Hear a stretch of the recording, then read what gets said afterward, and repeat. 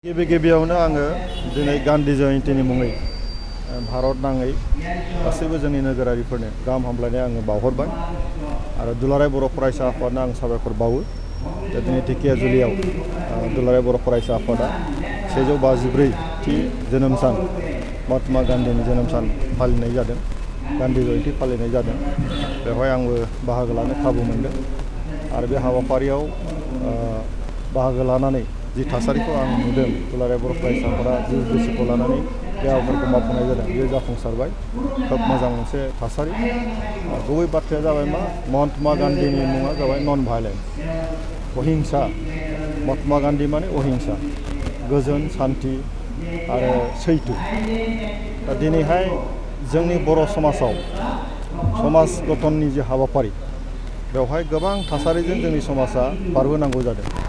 माब्लाबा जों गणतान्त्रिक भाबै आन्दलन खालामदों, माब्लाबा जों आखायाव हाथियार लानानै आन्दलन खालामबोदों। बे गासै थासारियाव जोङो नुनो मोनदों जे बेवहाय गोजोननि अनगायै जेबो खामानि होआ, जे अहिंसानि खान्थियासो बेवहाय देरहासार जायो। नंगौ, जोंनि समाजावबो जोङो आखायाव हाथियार लानानै दावहा नांदोंमोन, नाथाय आल्टिमेटलि सरकारजों सावरायनानै गोजोन सान्थि सुक्ति खालामनानै जों दिनै समाज दानायनि बेबस्थायाव जों दिनै हाबनो गोनां जादों। भारत उदांस्रिनि नेचाराबो बेनोमोन जे जेखि दांगा हांगामा जाया मानो आल्टिमेटलि महात्मा गान्धीनि जे अहिंसा खान्थि, बेजोंसो जों देरहासार जादों। बुहुम नाङैनो महात्मा गान्धीनि जे आदर्श, बेखौ दिनै फालिनो लादों।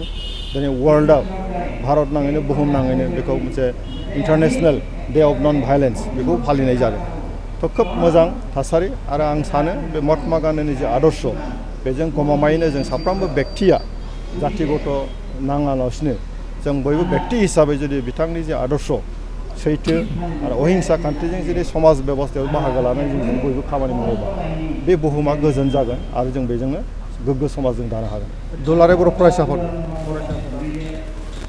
दुलाराय बर' फरायसा आफादाथ' अहिंसा नीतिजों खारबाय थादों। बेनि जे मोनसे संबिधान, बे डेम'क्रेटिक प्रसेसजों जानाय, प्राइमारिनिफ्राय लानानै जोंनि आन्सलिक कमिटि लानानै, जिल्ला कमिटि लानानै, सेन्ट्रेल कमिटि लानाय, बिनि जे अर्गेनाइजेसननि जे स्ट्राक्चार, बे गणतान्त्रिक प्रसेसजोंनो जन्म जानाय आरो गणतान्त्रिक पद्धतिजोंनो बर' माहारिनि थांनाय थैनाय बिनि जे राइट्स, बेनि थाखाय बियो आवाज थिखांबोबाय थानाय जादों।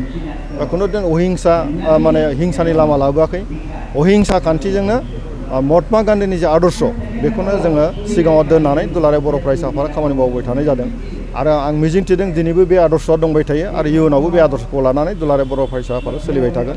खारन बेनोल' मोनसे लामा जे समाजखौ गोग्गो, समाजखौ माने गुन गोनां दानायनि मोनसे लामाया जाबाय अहिंसा।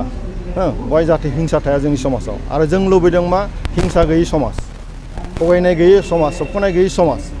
गतिके बेनि आदर्श नीतिया महात्मा गान्धीनाव दं आरो बेखौ जों सिगाङाव दोननानैनो जोंनि समाजाव जोङो अहिंसानि नीतिजों जोंनि समाज दानाय बेबस्थायाव जों बयबो बाहागो लानांगोन। आरो दुलाराय बर' फरायसा आफादा आं साननायाव, आंनि नुनायाव, आंनि बुजिनायाव बे हाबाफारिखौ दिनैबो लाबाय थादों, इयुनावबो लाबाय थागोन।